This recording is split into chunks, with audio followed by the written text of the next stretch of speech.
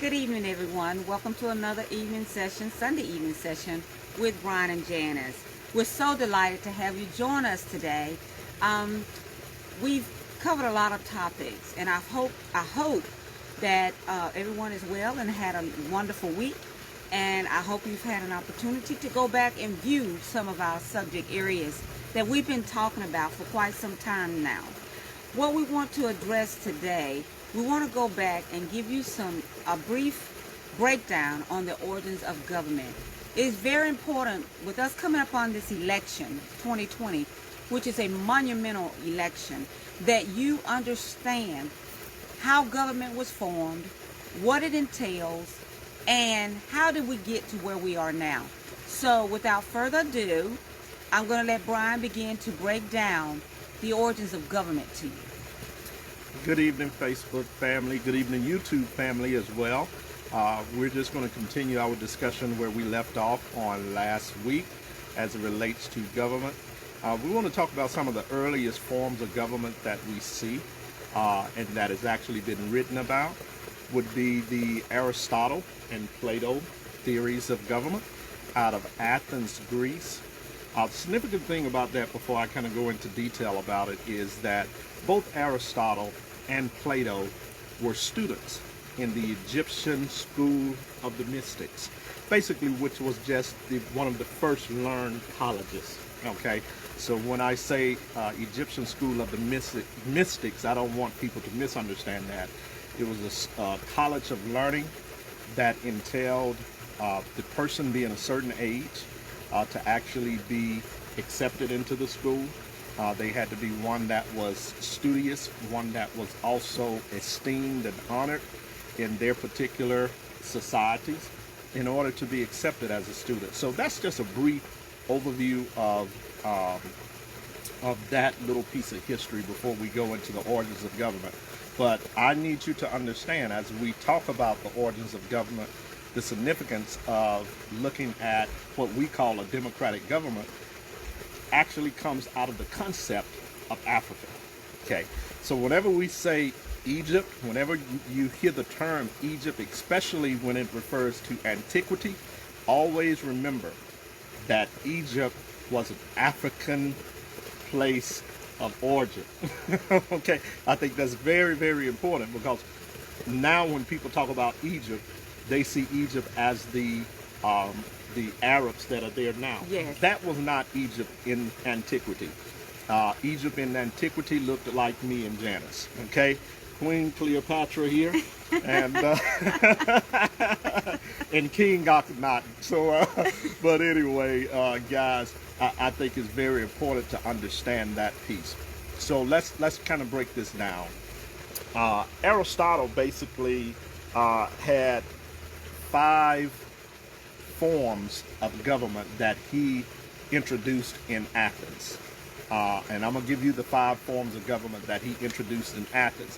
And we'll also give you our reference points where you could actually go and read this for yourself from a book that I think needs to be read by all African American people.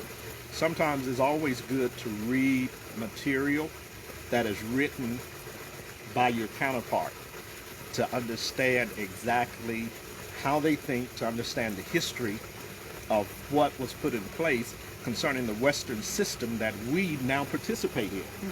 Okay, so I think if we don't understand what we're doing as a people concerning politics, if we don't understand the Western system, if we don't study the Western system, then we're likely going to fail at trying to do government based off of a system that was set up from the minds of Europeans.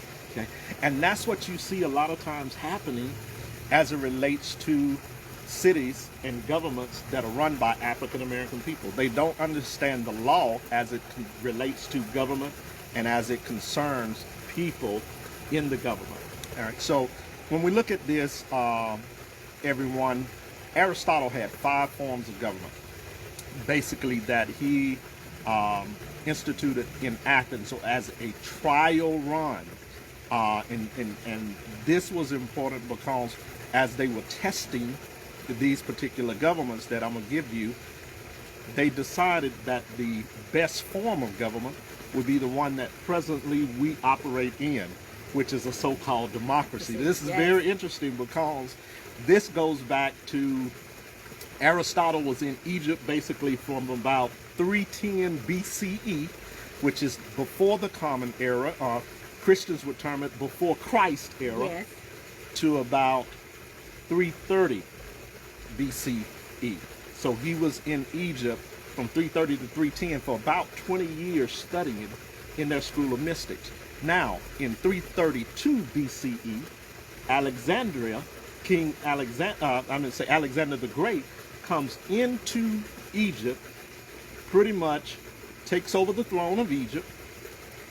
From that point, Aristotle ransacks the libraries and take over, that we know of, thousands of books out of the Egyptian library, takes it back to Athens and starts his own library called the Palatetic Lyceum, which was the library started by Aristotle.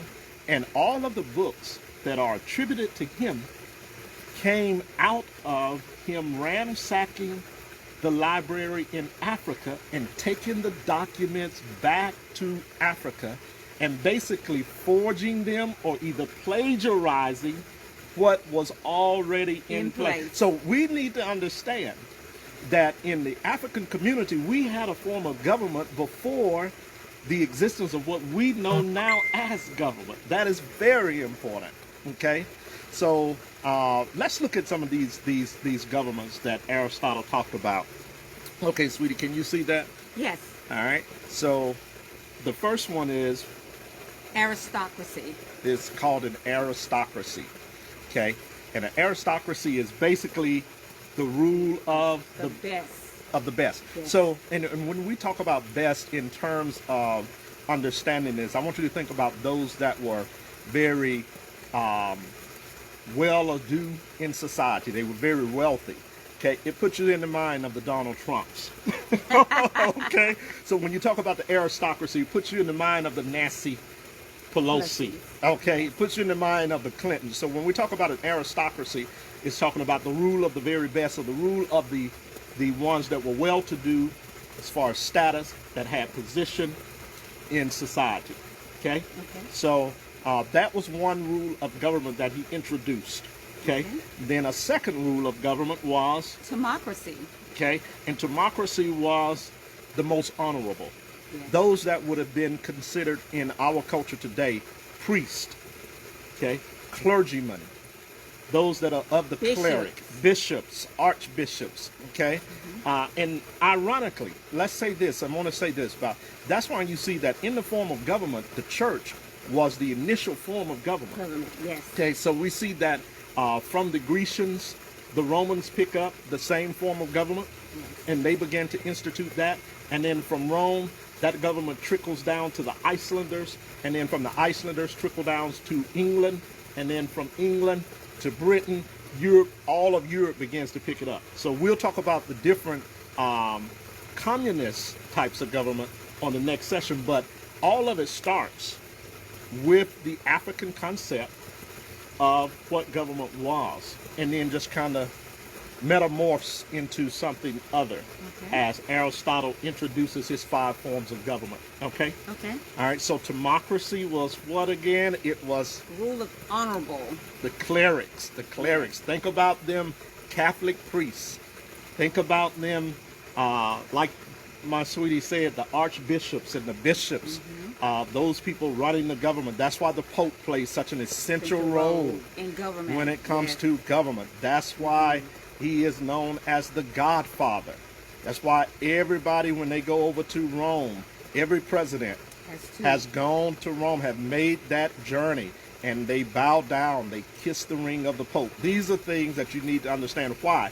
Because the Vatican is considered to be the central focus. It is the central vein, I guess you will, or the heartbeat of what politics is today, what modern politics is today. Okay, so the next form of government that Aristotle actually tests the Holacracy. Okay, oligarchy. Oligarchy. Yeah. Holacracy, oligarchy. It's oligarchy. OLI. Which is the rule of the few. Yes. Okay. Very few. So that would be again going back to the basis of those that are well-to-do and those that have preeminent power over the majority, over the majority of the people, which were considered to be commoners, which were considered to be peasants, which were considered to be regular workers, regular laborers. Okay, it would be our class of people. Okay, so if that makes sense. Okay, and the next form of government that he introduces Democracy. was democracy. Okay, democracy. We know. I told you last week. John Locke picks up this theory from Aristotle. Okay, democracy is the rule of the people. Okay, and there's a good thing about that, and there's a bad thing about that. Okay, and I'm gonna break down the word democracy for you as we continue to go on. Okay. So the next form of government and the last form of government was what? Tyranny. Tyranny. Okay. Sweetie, it's the same thing. No, I mean, I want tyranny. you to pronounce tyranny. There's a difference between tyranny and And tyranny. tyranny, okay. Tyranny. Tyranny is a form of government where the rule of the despot, or we would consider that the rule of the dictator. Okay? So, now that's why you hear some people refer to Donald Trump as a Dictator. because they say he's imposing a tyrannical, View and government upon the people. upon people. Okay? Meaning it's So- only his view. Right. But see, here's the thing, and let's talk about this.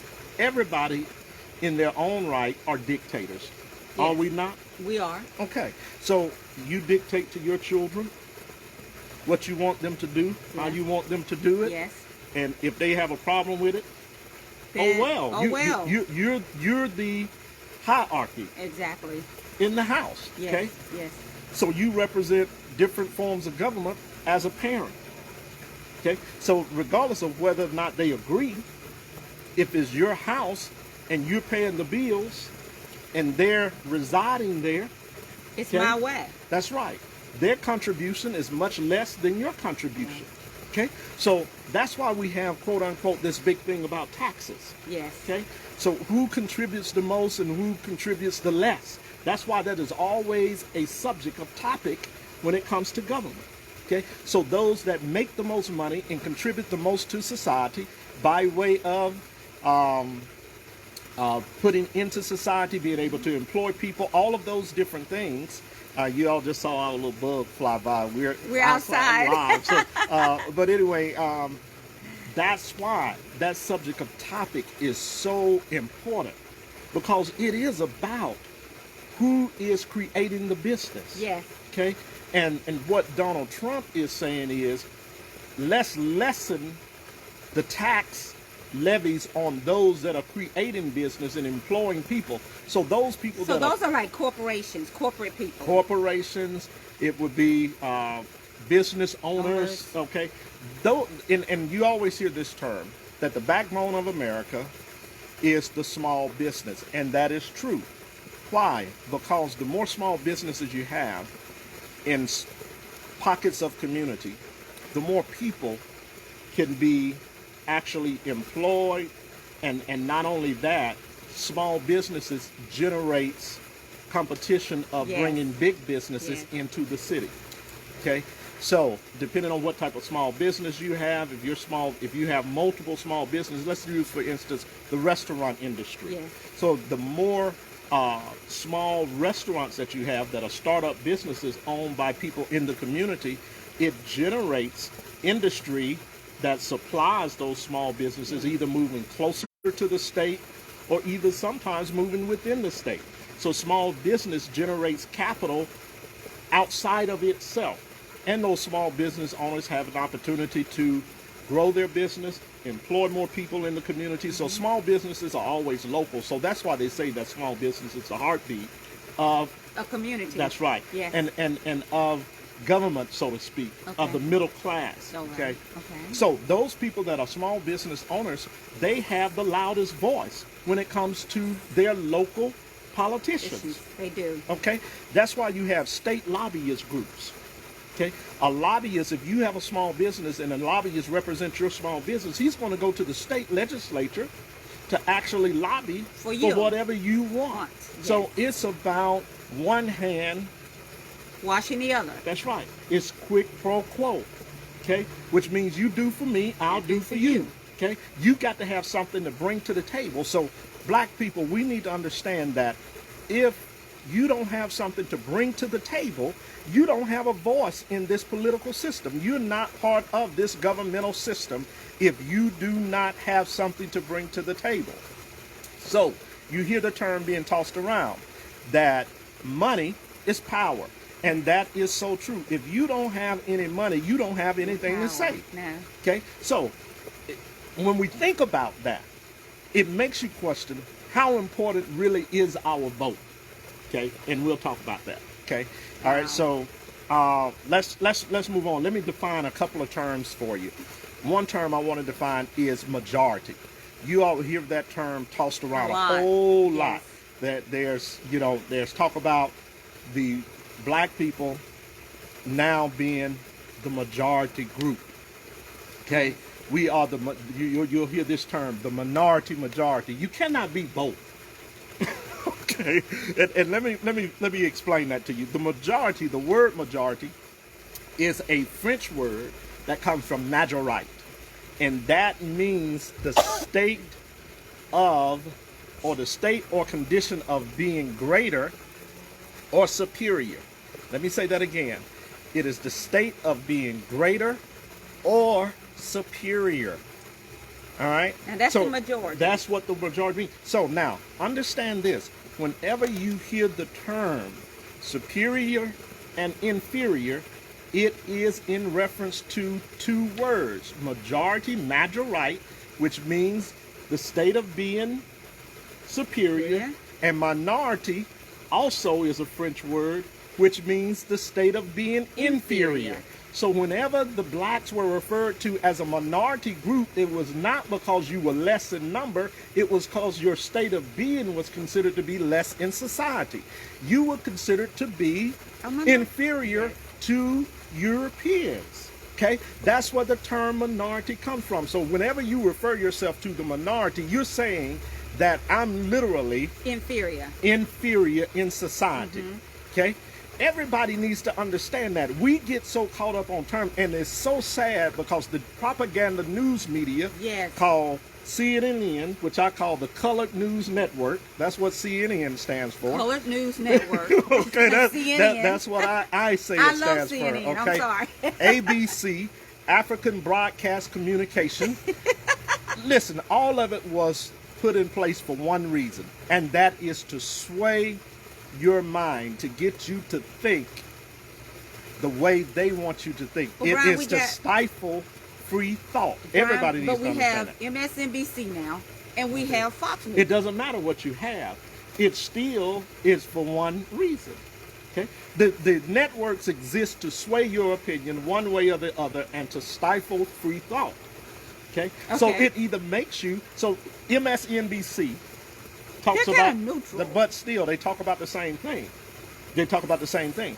MSNBC, Fox talks about the same thing. All of them are still talking about you being a minority. It doesn't matter what news broadcast you go to.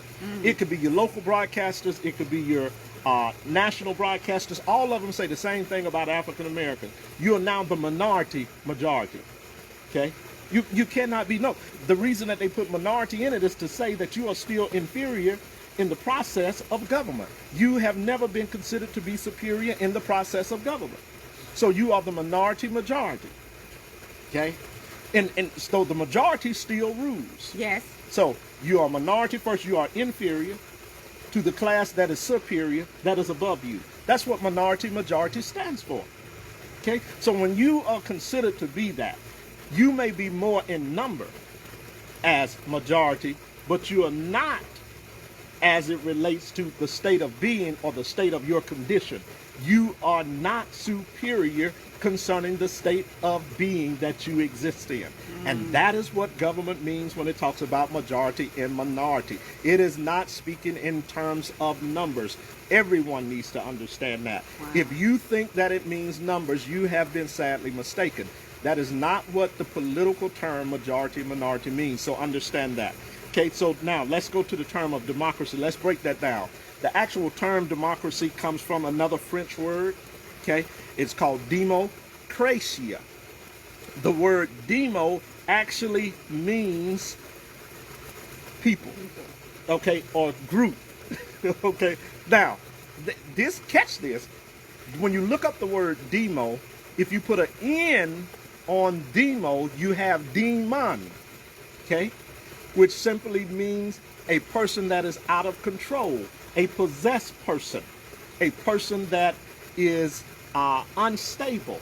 So the word demo is the root word or the prefix of demon, and the word demo means people or mob.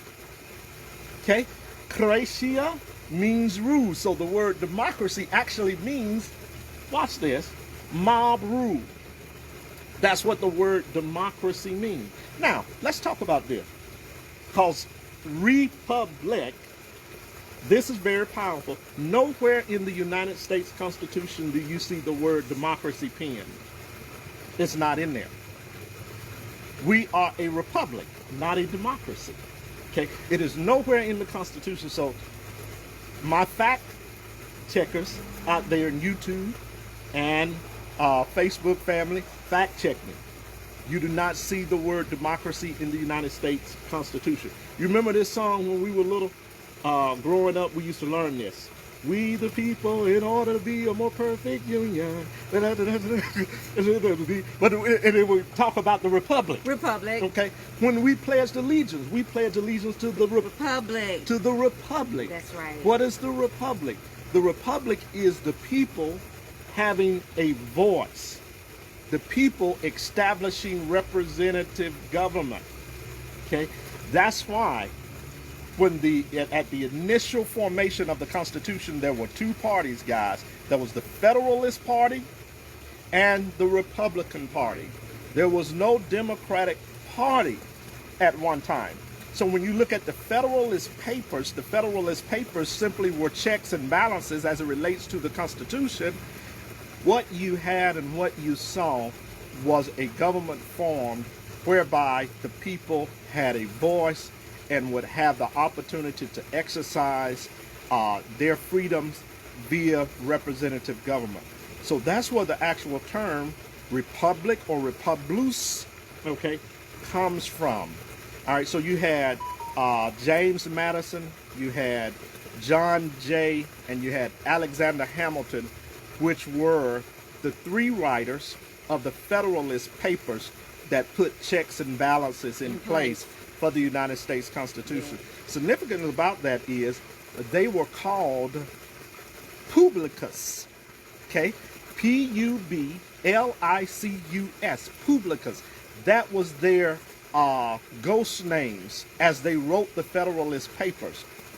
Ironically enough, after those Federalist Papers were put in book format, publicus, which were John Jay, James Madison, Alexander Hamilton, that was one of the first publications. So you get the word publication from publicus, which were the anonymous writers at the time of the Federal Papers that gave their assessment and put checks and balances in place as it relates to the Constitution and the forming of this new government based off of an old government from Africa, Egypt, and Greece, from Aristotle and Plato. So I need everybody to understand it. What we're dealing with is not anything new. It is just being reformed. That is the only difference. But the significant thing is, and let me say this, Africa have always had governments in place. Our old form of governments were governments that were engraved in our spirit being. So we had chief elders, whereas the modern day government have the Senate and the House of Representatives. So the House of Representatives back in Africa would have been known as the chief elders. Okay, those that represented the people, they were the voice of the people, and whenever matters came to them, they settled the matters, they settled the dispute. So we had the Pharaoh in place, or the king in place, and Pharaoh is just another word for king. And when we talk about these different forms of government that existed prior to any European government, like I said, which all of their theories, all of their ideologies came out of the African concept, but because they were misinterpreted by Aristotle, who everybody talks about is such a great thinker, he wasn't as great as people think. When you go back and you look at some of the essays and the writings of Aristotle, yes, he was a great philosopher, but most of what he learned came out of the mystic schools of Africa. When it came to human dignity, human rights, things of that nation, we had the Ma'at laws in Egypt, okay, and we can go on and on. In the Hebraic, we had the Ten Commandments, which also were extracted from the Ethiopic and the Egyptian codex on humanitarian laws. Okay, so we could talk about that, but those are the basis of the form of government when we deal with what we see today as a democratic, what we call a democratic government. We have to understand that this democratic government is a government that has been put in place to sway the people to think one way or the other.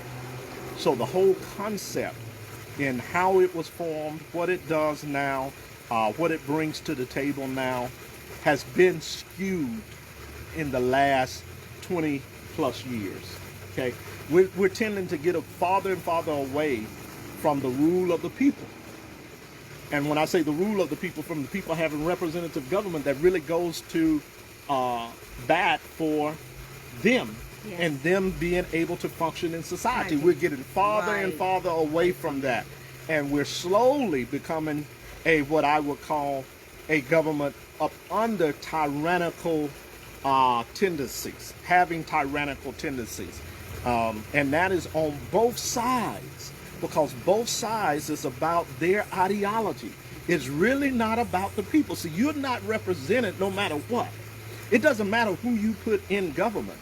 They're not thinking about those that are common working class people. That's right. The normal person is always left out of the process of government. They do not have a voice. Remember, we talked about that a little bit earlier. Yes. Okay? If they don't have something to bring to the table, if they don't have what they consider, what this government considers something to add to society, to produce, then they are really considered to be liabilities in society. So you have to look at what group of people fall into that category more than any other people. And it is the African person, black person in America, descendants of slaves in America, that fall into that category more than any other people. Why? Because this governmental system was not designed to work for us. It was not designed to help us prosper, and regardless of the vote. So, and let me say this before we get ready to end, sweetie.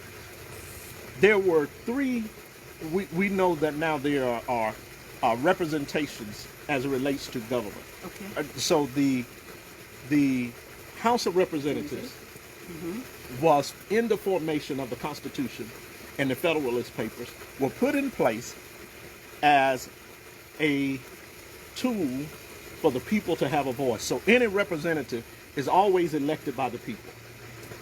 Okay? The House of Representatives is elected by the people. The Senate, when it was initially written, was elected by state legislature. Most people don't even know that the Constitution was amended in 1913, but up until then, to roughly about 1906, from 1866 to 1906, if I have my dates correct, the senators were elected by state legislators. They were not elected by the people. That did not change until roughly around, like I said, about 1913 was when the final amendment passed Congress. But the senators were elected by state legislators. It was so much corruption that was going on within the process of the state elected senators, backdoor deals, all these type of things were going on. That's why it was amended in 1913, and from that point, the people had elected their senators. Okay. Now there's still a lot of backdoor deals going on. Right. Okay. Right. That's why, my brothers and sisters, if you all understand this, that's why you see senators have to raise money. They call it campaign funds. Yes. That is no more than backdoor deals. Big money corporation by senators every day. Okay, those that are putting the money behind the senator goes to Washington to represent those that are putting the money behind them. Point blank, period. It is that simple. Whether it is Tommy Tuberville, whether it's Doug Jones in Alabama, it doesn't matter. It is about the person that's putting the money behind his campaign, and they have an agenda in place. When they say we're going to give $60,000 to your campaign, this is what we need you to do for our business. That's exactly right. That is what they go there to do. It's not about the common person that's in the ghetto, that's in the projects. It's not about the common person that goes to work every day and work 40-hour work week, $15 an hour or minimum wage. It's not about you, because you're not able to go to that senator and with an agenda and says, this is what I want you to do for me. Okay? So we need to understand that. And then lastly, the president, when you look at the Constitution, was elected. It is still not in the hands of the people. They are elected by an electoral college. Okay? Yes. People do not elect presidents. So even with the push, now everybody talking about get out and vote, we need to take Trump. Trump was not elected. Trump is selected by the electoral college. You must understand that. Where your power resides is at the local level. Now, I'm not telling you not to vote for a president, whoever you want, but I'm telling you that is the Constitution that is still in place, and that does not change regardless of what the popular vote is. That was proven with Al Gore, who lost and had the most popular votes. Hillary Clinton had the most popular votes. She lost. Okay, so it is never the popular vote that elects a president. It's the electoral. Okay. It is the electoral college, and that is in the Constitution. So when we understand these forms of government, we can know then how to most affect the government that exists today. And you, like I said, you have the most power within your local area. I encourage anybody, if you want to make a change, whereas concerning government, you got to get involved in the process. If you don't get involved in the process, you're not going to make a difference. Even if it means just going to the city council and speaking up, voicing your opinion, voicing your concerns, you need to do that, because that's where your power resides. Okay, that is where your power resides. Electing a senator, make sure that we are involved enough on a local level that that senator has to hear our voice. So they hear the concerns of those that are poor. They hear the concerns of those that are less fortunate, things of that nature. Okay, so that's our lesson for today, to share that information with you. And like I said, we could talk about some different facets of what we know as early forms of government in the U.S. And I want everybody to understand this also. The Communist Party was a very intricate part of the U.S. government, and the Socialist Party, what everybody talks about, communist and socialist, those two words, and people have no idea what they're really referring to, because even the propaganda news media never breaks down the understanding of socialist and communist. But at one time, we had those two representative, I would say, branches in our government. We had communist and socialist parties in the government. Okay, that's why you see in the 1930s, that's why you see what Roosevelt did was from his socialist colleagues, out of the minds of his socialist colleagues, with creating a Social Security Administration, creating a welfare system, creating aid for wives of husbands that were lost at war, things of that nature. It came out of the minds of his colleagues that were from the Socialist Party. So we'll deal with that, and we'll talk about that as well. Okay? All So right. we'll end with that. Oh, thanks, Brian. That was awesome. I want to encourage everybody to share this video again. And I also want you to know that we're going to do a watch party at the end of this session. Also, don't forget, we are on YouTube under Men and Women of Destiny. That's Men and Women of Destiny. We're on the YouTube channel. Subscribe to that. It doesn't cost you anything, but we're not turning down any donations. I want to show this book again. I want to show this book. Get that book, Dispossessed Majority by Wilmot Robinson. The Dispossessed Majority. Okay? And we know what majority means Yes, now we know. It means those that are superior. Yes. And he talks about this form of government. This was written in early 1900s, something to that effect.